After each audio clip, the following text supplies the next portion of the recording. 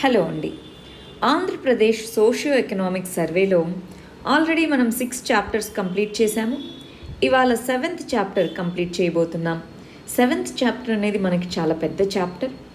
మనకి అగ్రికల్చర్ లాగా అనమాట. మనం అగ్రికల్చర్ చేసినప్పుడు కొంతమంది స్టూడెంట్స్ ఇబ్బంది పడ్డారు, ఇంత పెద్దగా ఉంది ఈ వీడియో అని చెప్పేసి.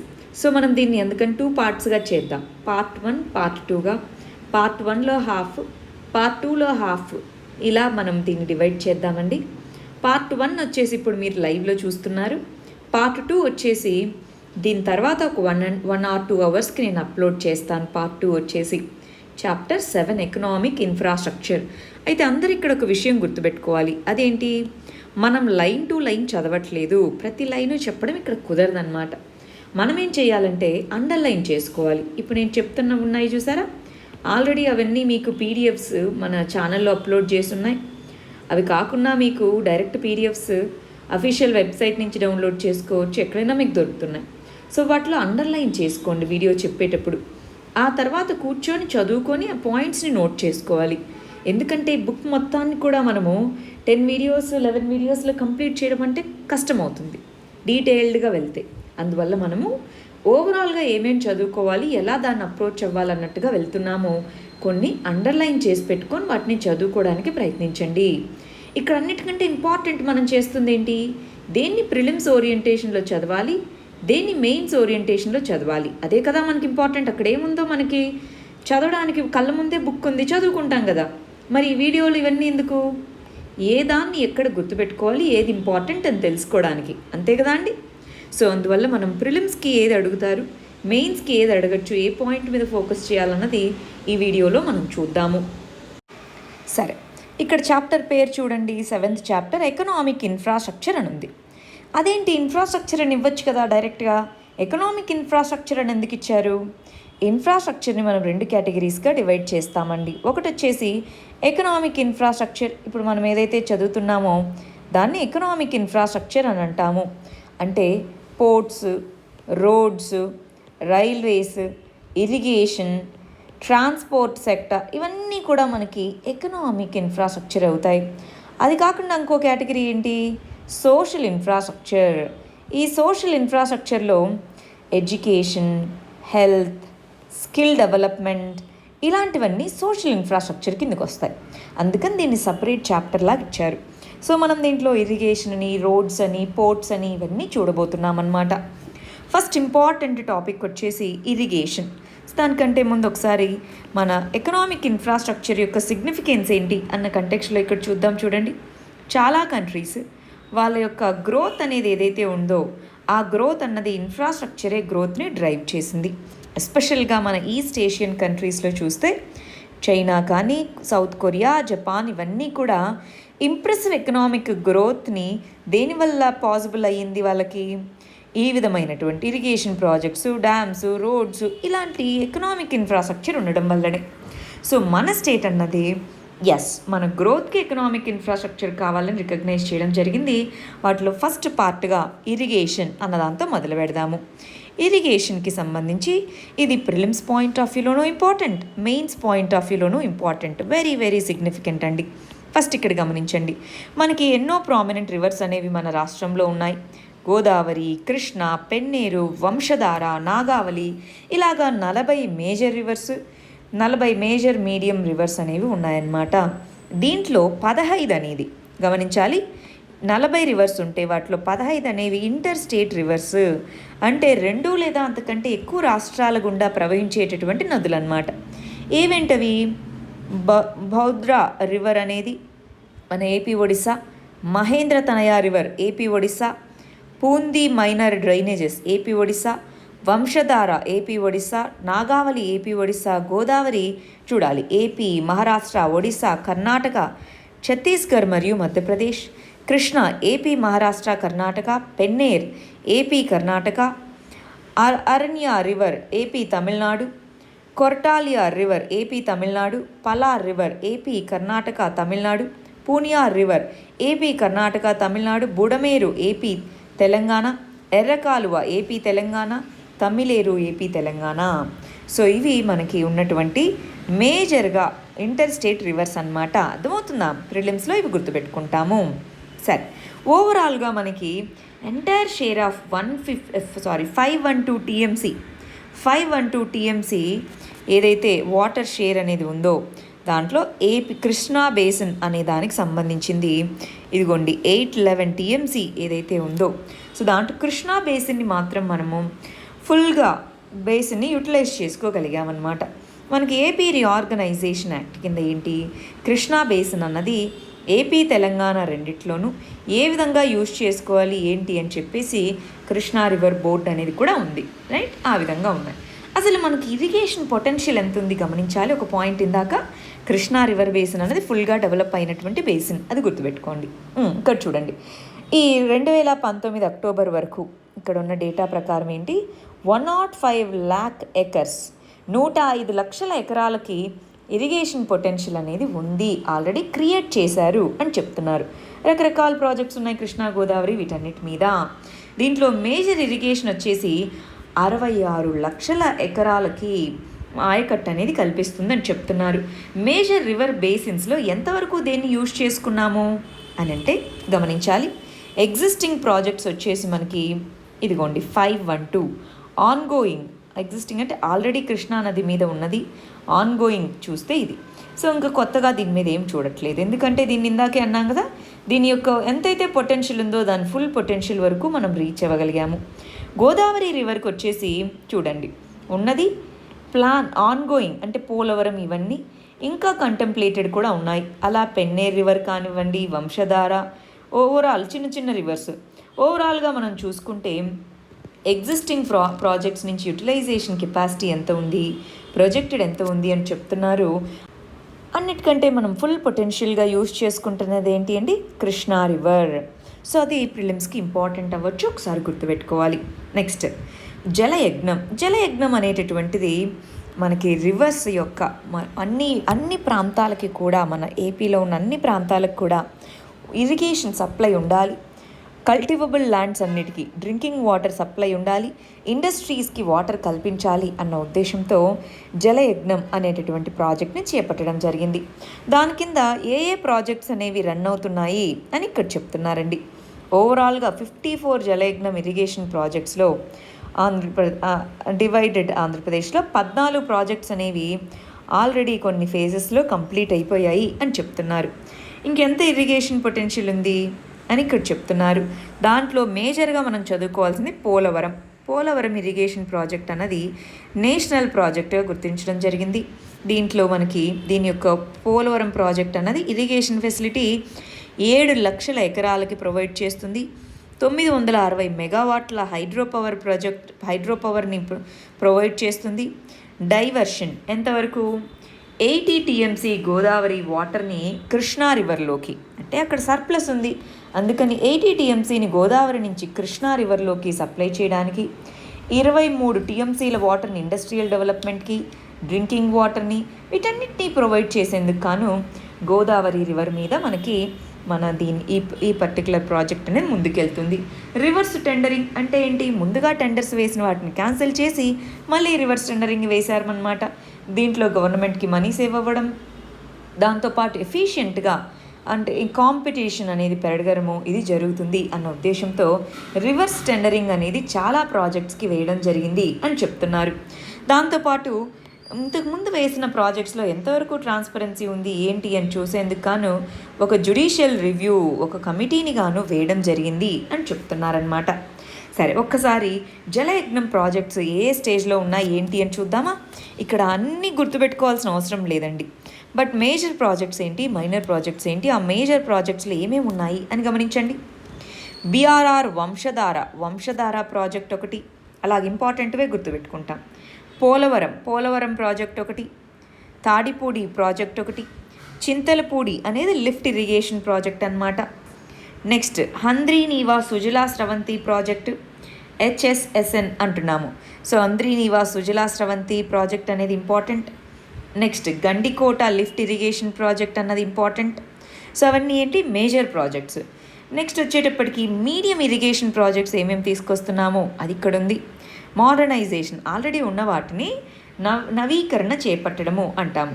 సో మోడర్నైజేషన్ చేపడుతున్నాము. ఫ్లడ్ బ్యాంక్స్ అంటున్నాం. ఫ్లడ్ బ్యాంక్స్ అంటే ఈ వరద ప్రాంతాలు ఏవైతే ఉంటాయో వాటిలో ఏ ప్రాజెక్ట్స్ అనేవి ఉన్నాయి. సో అవి ఇక్కడ చెప్తున్నటువంటి ప్రాజెక్ట్స్, వాటి డీటెయిల్స్ అన్నమాట. ఒకసారి వాటి గురించి చూసుకోవాలి. సరే, డెల్టా ప్రాంతాల్లో ఎక్కువగా మనకి పూడిక ఉంటుంది, సిల్ట్ అంటాం. డెల్టా ప్రాంతం ఉంది అంటే అక్కడ సిల్ట్ ఎక్కువ ఉండేదానికి అవకాశం ఉంటుంది. సో దాంట్లోంచి పూడిక తీసేయాలి. సో దానికి గాను మనకి ఇదిగో ఈ డెల్టా ప్రాంతాల్లో ఆల్రెడీ ప్రాజెక్ట్స్ అనేవి ఉన్నాయి అని చెప్తున్నారనమాట. అది కాకుండా హైడ్రోలాజికల్ ప్రాజెక్ట్స్ అంటే ఏంటి? ఓవరాల్గా అక్కడ ఎంత వాటర్ ఉండొచ్చు, ఏంటి, ఏ ప్రాజెక్ట్స్ బిల్డ్ చేయాలి అదంతా అన్నమాట. మనకి నేషనల్ హైడ్రాలజీ ప్రాజెక్ట్ అనేటటువంటిది ఉంది. సో ఇది ఒక సెంట్రల్ గవర్నమెంట్ స్కీమ్ అన్నమాట. 100% స్టేట్స్కి దీని ద్వారానే మనీ వస్తూ ఉంటుంది. దీని ద్వారా వాటర్ రిసోర్స్ ఎక్కడెక్కడ ఉన్నాయి, ఎలా వాడుకోవచ్చు, ఏంటి, ఈ డేటా అంతా మనకు తెలుస్తూ ఉంటుంది. దాన్ని మొత్తం తీసుకెళ్ళి ఒక డేటాబేస్లో ప్లేస్ చేస్తారనమాట. WIMS అంటున్నాం, వాటర్ ఇన్ఫర్మేషన్ మేనేజ్మెంట్ సిస్టమ్ అని అంటున్నాం అనమాట. దాని కింద CADA ప్రాజెక్ట్స్ చూడండి. సరే, వాటర్ మేనేజ్మెంట్ సిస్టమ్ అన్నాం. CADA అంటే ఏంటి? కమాండ్ ఏరియా డెవలప్మెంట్ ప్రాజెక్ట్స్ అన్నమాట. దీని కింద మనకి ఆంధ్రప్రదేశ్కి సంబంధించి AP irrigation livelihood improvement project అని, యాక్సలరేటెడ్ ఇరిగేషన్ బెనిఫిట్ ప్రోగ్రామ్ అని, ఇవన్నీ కూడా దేనికి? మేజర్ అండ్ మీడియం ప్రాజెక్ట్స్ అన్నమాట. దాంతోపాటు ఇంకా చూడండి, కమాండ్ ఏరియా డెవలప్మెంట్ ప్రోగ్రామ్ కింద చాలా సబ్ కాంపోనెంట్స్ ఉన్నాయి. అవన్నీ ఇవన్నమాట. అంటే ఏపీలో ఉన్న ఇరిగేషన్ ప్రాజెక్ట్స్ ఏమేమి ప్రాజెక్ట్స్ కింద వెళ్తున్నాయి అన్నప్పుడు మనం ఈ నేమ్స్ గుర్తుపెట్టుకుంటాం. దాని కింద డీటెయిల్స్, వాటిలో ఎంత మనీ అలొకేట్ చేశారు అదంతా గుర్తుపెట్టుకోగలమా? లేదు. ఇప్పుడు మేజర్ ప్రాజెక్ట్స్ ఉన్నాయండి, పోలవరం, అలాంటి వాటికి గుర్తుపెట్టుకోవాలి, మిగిలిన వాటికి కాదనమాట. నెక్స్ట్, మైనర్ ఇరిగేషన్కి సంబంధించి ఎంత ప్రాజెక్ట్స్ ఆయకట్టు ఉంది అని చెప్తున్నారు. మైనర్ ఇరిగేషన్ ప్రాజెక్ట్స్ అన్నది మనకి కనుక ప్రాజెక్ట్స్ అవన్నీ చేస్తే 5,000 ఎకరాలకి ఇది రావచ్చు. దాని ద్వారా డ్రాట్ ప్రోన్ ఏరియాస్ ఏవైతే ఉంటాయో సో వాటన్నిటిలోనూ లైవ్లీహుడ్, అక్కడ జీవనాధారం లభించవచ్చు అని చెప్తున్నారు. మైనర్ ఇరిగేషన్ సెన్సస్ అంటున్నాం. మైనర్ అంటే సూక్ష్మ ఇరిగేషన్ సేద్యం. సో ఆ మైనర్ ఇరిగేషన్ సేద్యం ప్రకారం మనకి చూస్తే అడిషనల్ రీసోర్సెస్ని డెవలప్ చేయొచ్చు అంటున్నారు.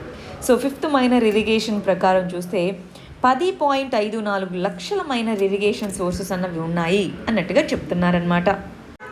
సరే, మరి ఏ ప్రాజెక్ట్స్ని ఎంత ఇంప్లిమెంట్ చేస్తున్నారు ఇందాక మనం చూసాము. మరి దేనికి ఎవరెవరు మరి మనకి మనీ అనేది ప్రొవైడ్ చేస్తున్నారు? ఇరిగేషన్ ఫండింగ్ అని అంటాము. National bank for agriculture and rural development ఇది ఎందుకు ఫండ్ చేస్తుంది? ఇంతకీ ఇరిగేషన్ ప్రాజెక్ట్స్ రూరల్ ఏరియాస్కి ఇంపార్టెంట్, అందువల్ల అది ఫండ్ చేస్తుంది. దేని కింద? దాని దగ్గర ఉండేటటువంటి రూరల్ ఇన్ఫ్రాస్ట్రక్చర్ డెవలప్మెంట్ ఫండ్ అని ఉంది, దాని కింద మనీ అనేది ప్రొవైడ్ చేస్తూ ఉంటుంది. Next, AP integrated irrigation agriculture transformation project, దీని కింద కూడా మనము ఈ ఫండింగ్ అనేది జరుగుతుందన్నమాట. దీంట్లో గమనించి చూడాలి. So AP integrated irrigation and agriculture transformation project అని అంటాము.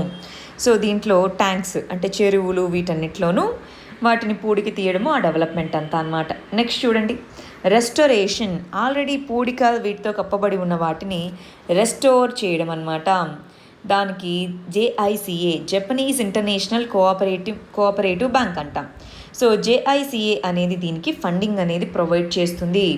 నెక్స్ట్, మైనర్ ట్యాంక్స్, చిన్న ట్యాంక్స్ అంటే చెరువులు అండి, ట్యాంక్స్ అంటే చెరువులు. మైనర్ ట్యాంక్స్ని వాటిని రెస్టోర్ చేయడం అన్నది నవరత్నాల్లో ఒక పార్ట్గా తీసుకోవడం జరిగింది. మనకి ఇక్కడ చూస్తే మన తెలంగాణలో చూస్తేనేమో మిషన్ కాకతీయ అనేది ఉంది. సో అలాగే మనకి మన ఏపీలో నవరత్నాలు అనే దాని కింద మైనర్ ఇరిగేషన్ సోర్సెస్ని రెస్టోర్ చేయడం అన్నమాట. దీన్ని రెస్టోర్ చేయడం ద్వారా ఓవరాల్గా మనకి ఇది ఇంపార్టెంట్. రెస్టోర్ చేయడం ద్వారా ఎంత మనకి ఓవరాల్ కెపాసిటీని యాడ్ చేయాలనుకుంటున్నారు?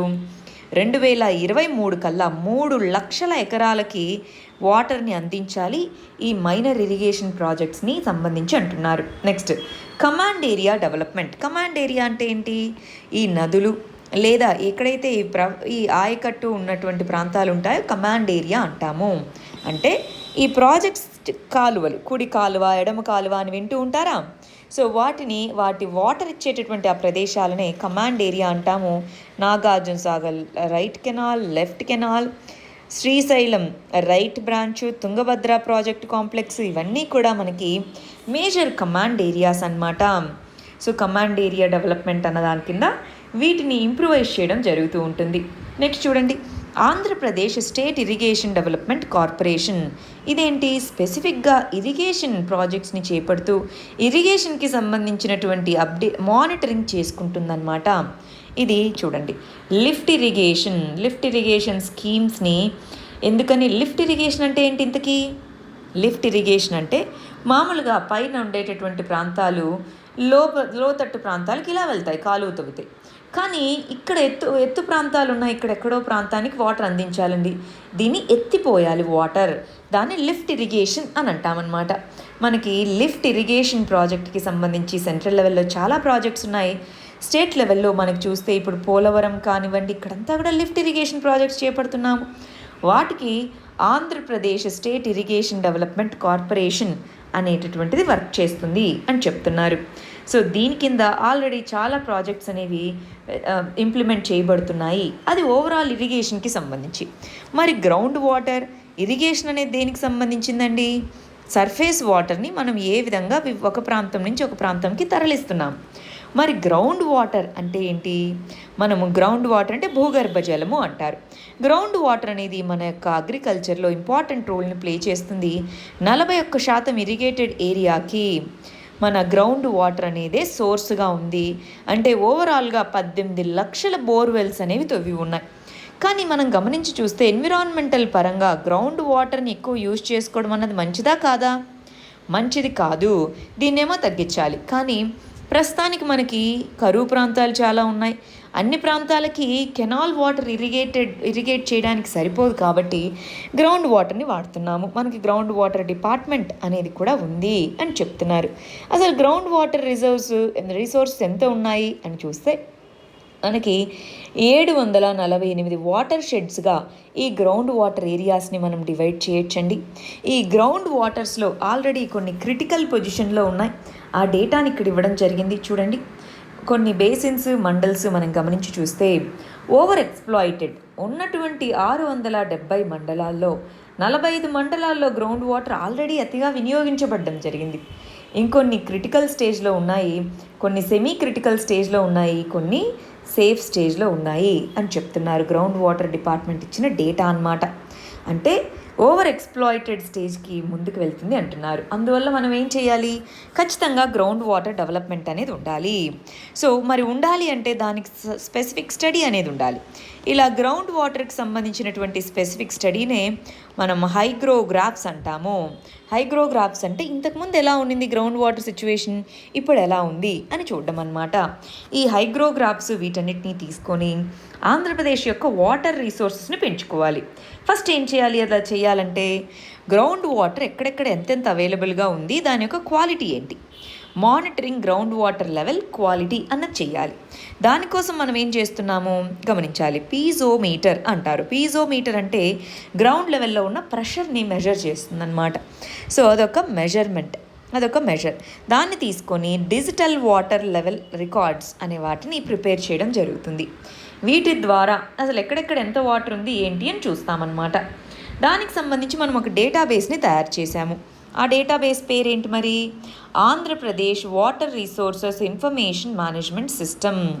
ఇది ఒక IT, information and communication technology యొక్క అప్లికేషన్. దీంట్లో ఏమేం చేస్తున్నాం మనము?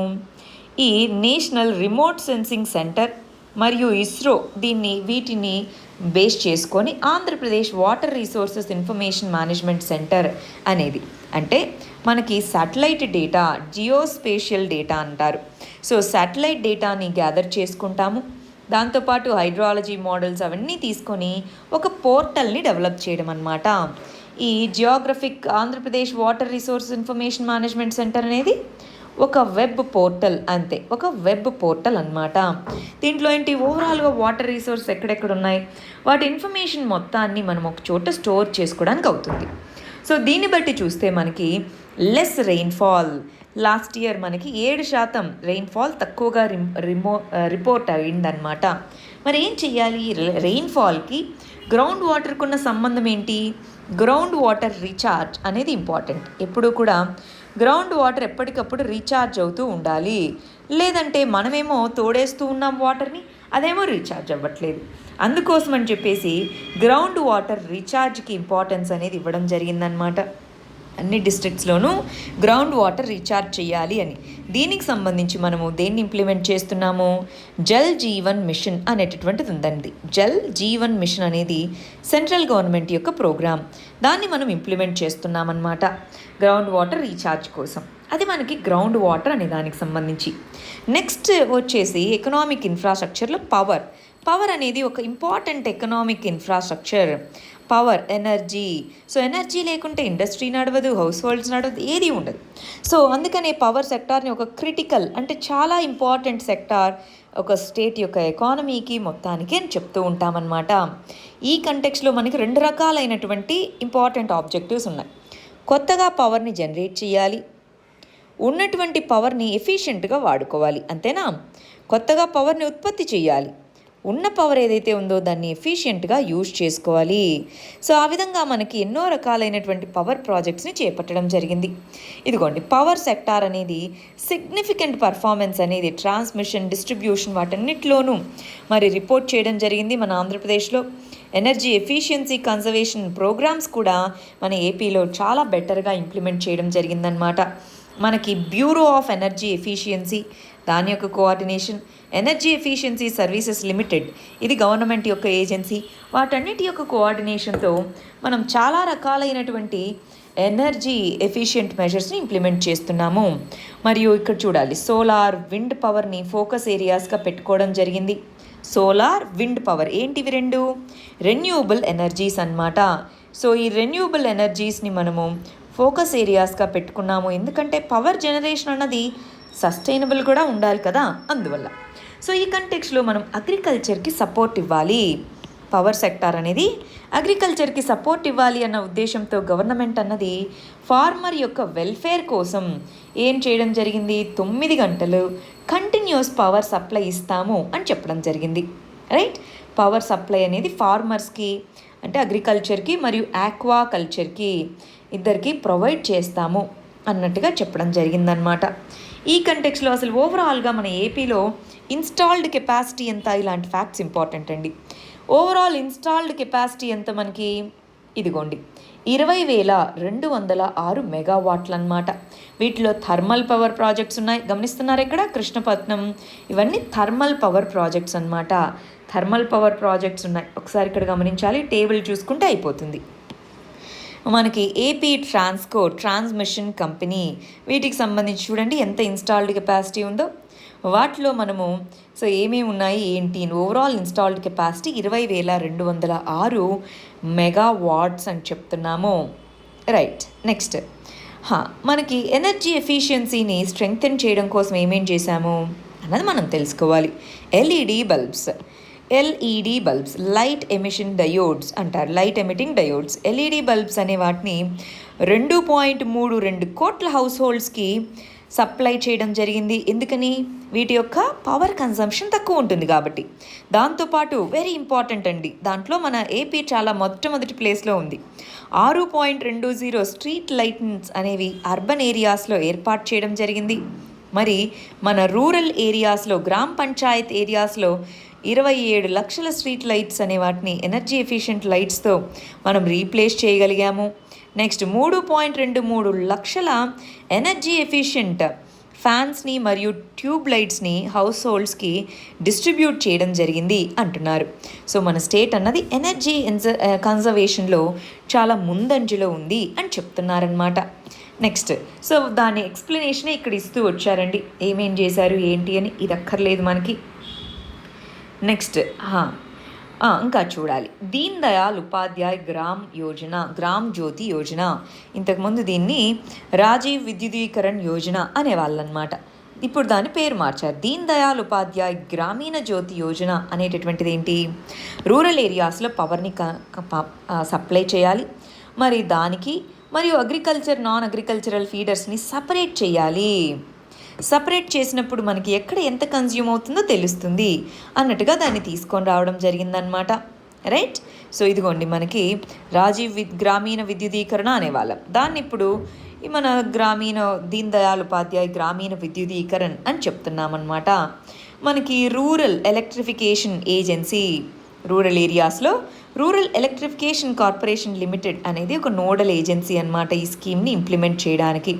సో మన ఏపీలో అది ఇంప్లిమెంట్ చేయబడుతుంది అంటున్నారు. Next, Andhra Pradesh rural high voltage distribution system project అంటున్నాము. ఇదేంటి, మనకి హై వోల్టేజ్లో కనుక ఎలక్ట్రిసిటీని కనుక ట్రాన్స్మిషన్ చేయగలిగితే లాసెస్ అనేవి తక్కువ ఉంటాయి. కానీ ఇలా హై వోల్టేజ్ నెట్వర్క్ని ఎస్టాబ్లిష్ చేయాలంటే ఎక్కువ కాస్ట్ అవుతుంది. సో మనము కాస్ట్ ఎక్కువైనా పర్లేదు, వన్ టైం ఇన్వెస్ట్మెంట్ కదా, హై వోల్టేజ్ డిస్ట్రిబ్యూషన్ సిస్టమ్ని తీసుకొని రావాలి అని చెప్పి దీని యొక్క ఇన్ఫ్రాస్ట్రక్చర్ని తీసుకొని రావడం జరిగిందనమాట. నెక్స్ట్ ఇవన్నీ నెక్స్ట్ ఉన్నవన్నీ నార్మలే. ఇది ఇంపార్టెంట్ అండి, ఇక్కడి నుంచి ఇంపార్టెంట్. ఇక్కడ దీన్ని మనకి మెయిన్స్ క్వశ్చన్గా అడగచ్చు. ఎలాగా, ఎనర్జీ ఎఫిషియన్సీ యాక్టివిటీస్ ఏమేమి ఉన్నాయి ఇలా అడగచ్చు మెయిన్స్ క్వశ్చన్. ఒకసారి చూడండి, ఇలా అడిగారనుకుందాం క్వశ్చన్ వచ్చేసి. సో ఏపీ ఎనర్జీ ఎఫిషియన్సీకి ఏమేమి మెజర్స్ తీసుకుంది ఎట్లా అని అడగచ్చు. సో అప్పుడు ఇవన్నీ హెడ్డింగ్స్ ఉన్నాయా, ఇవి చదువుకోవాలి. ఇదిగో ఎల్ఈడి బల్బ్స్, ఎల్ఈడి స్ట్రీట్ లైట్స్ని సెటప్ చేయడం జరిగింది. నెక్స్ట్, ఎల్ఈడి స్ట్రీట్ లైట్ని గ్రామ పంచాయతీలో సెటప్ చేయడం జరిగింది. Demand side management, agriculture demand side management అనేది ఇంపార్టెంట్ అండి. ఇక్కడ ఏంటి, అగ్రికల్చరల్ పంప్ సెట్స్ ఉంటాయి పాతవి, వాటిని ఎనర్జీ ఎఫిషియెంట్ పంప్ సెట్స్తో రీప్లేస్ చేయడం అన్నమాట. దాంతోపాటు ఎనర్జీ ఎఫిషియెంట్ మెజర్స్ ఏమేమి తీసుకున్నామో అన్నది ఒక లిస్ట్ ఇవ్వడం జరిగింది. ఈ లిస్ట్ ఒక్కసారి చదువుకోవాలి, వెరీ ఇంపార్టెంట్. ఇందాక ఇచ్చినట్టుగా కనుక మెయిన్స్ క్వశ్చన్ అడిగితే మనం రాయగలగాలి. నెక్స్ట్ చూడండి, ఇంకా క్యాంపెయిన్ త్రూ ఎస్హెచ్జి విమెన్ వీళ్ళతో స్టూడెంట్ కమ్యూనిటీతో ఎనర్జీ ఎఫిషియన్సీ కోసం క్యాంపెయినింగ్ చేయడము, అవన్నీ ఎనర్జీ ఎఫిషియన్సీ గురించి తీసుకున్న మెజర్స్. మరి పవర్ సెక్టార్లో ఇంకొక ఇంపార్టెంట్ కాంపోనెంట్ వచ్చేసి రెన్యూబుల్ ఎనర్జీ, పునరుత్పాదక శక్తి అంట. దీనికి సంబంధించి గవర్నమెంట్ అన్నది వెరీ ఇంపార్టెంట్ అండి. Andhra Pradesh green energy corporation limited అనే దాన్ని తీసుకొని రావడం జరిగింది. దీని కింద ఏం చేస్తున్నారు, లిఫ్ట్ ఇరిగేషన్కి, సబ్సిడైజ్డ్ అగ్రికల్చర్కి, ఆక్వాకల్చర్కి, వీటన్నిటికీ సబ్సిడీస్ ప్రొవైడ్ చేయడం కోసం 10,000 మెగావాట్లు సోలార్ ఎనర్జీని ప్రొడ్యూస్ చేయాలి 10,000 కోట్ల రూపాయలతో అన్నట్టుగా ఈ కార్పొరేషన్ని తీసుకొని రావడం జరిగింది. దీన్ని ప్రిలిమ్స్లో అడగచ్చండి. ఆ తర్వాత ఏపీ జనరేషన్ కంపెనీ అంటామన్నమాట. ఏపీ జెన్కో అనేది ఈ 2020-21 గాను 1600 మెగావాట్స్ ప్రొడ్యూస్ చేయాలి అన్నది టార్గెట్గా పెట్టుకుంది అని చెప్తున్నారు. నెక్స్ట్ రివర్స్ టెండరింగ్, ఈ పవర్ ప్రాజెక్ట్స్లో కూడా రివర్స్ టెండరింగ్ అనేది చేపట్టడం జరిగింది. ఎఫిషియెంట్గా ఉండడం కోసం గవర్నమెంట్ యొక్క ఎక్స్చెక్కర్కి మనీ వస్తాయి అని చెప్తూ మనకి ఈ పర్టికులర్ రివర్స్ టెండరింగ్ ప్రాసెస్ని చేపట్టడం జరిగిందండి. ఇది మనకి పార్ట్ 1కి సంబంధించి. పార్ట్ 2లో మనము రోడ్స్, మిగిలినటువంటి ఇన్ఫ్రాస్ట్రక్చర్ ఏంటి, ఎకనామిక్ ఇన్ఫ్రాస్ట్రక్చర్ అన్నది చూద్దాం. ఇప్పుడు మనం ప్రిలిమ్స్ క్వశ్చన్స్కి వెళ్ళిపోదాం. ఫస్ట్ క్వశ్చన్ చూడండి, ఇంటర్ స్టేట్ రివర్స్ ఏంటి, ఏపీ గుండా వెళ్ళే ఇంటర్ స్టేట్ రివర్స్. ఇందాక అనుకున్నామా 15 రివర్స్ ఉంటాయి ఇంటర్ స్టేట్ అని, పెన్నేర్, బుడమేర్, గోదావరి, తుంగభద్ర, ఇవన్నీ ఇంటర్ స్టేటే కాబట్టి ఆన్సర్ ఏమవుతుంది, D all the above. So answer వచ్చేసి డి ఆల్ ది అబవ్ అనమాట. నెక్స్ట్ సెకండ్ క్వశ్చన్కి వచ్చేయండి, ఇరిగేషన్ పొటెన్షియల్ అనేది ఎంత ఉంది ఏపీ స్టేట్కి రీసెంట్ ఎకనామిక్ సర్వే ప్రకారం. ఓవరాల్ ఇరిగేషన్ పొటెన్షియల్ ఎంత ఉంది అన్నది క్వశ్చన్ అయితే ఏం చెప్తాం, 100, 105, 110, 95? 105 lakh acres అన్నది మన ఏపీ యొక్క ఇరిగేషన్ పొటెన్షియల్. సో ఆన్సర్ ఏమవుతుంది, బి.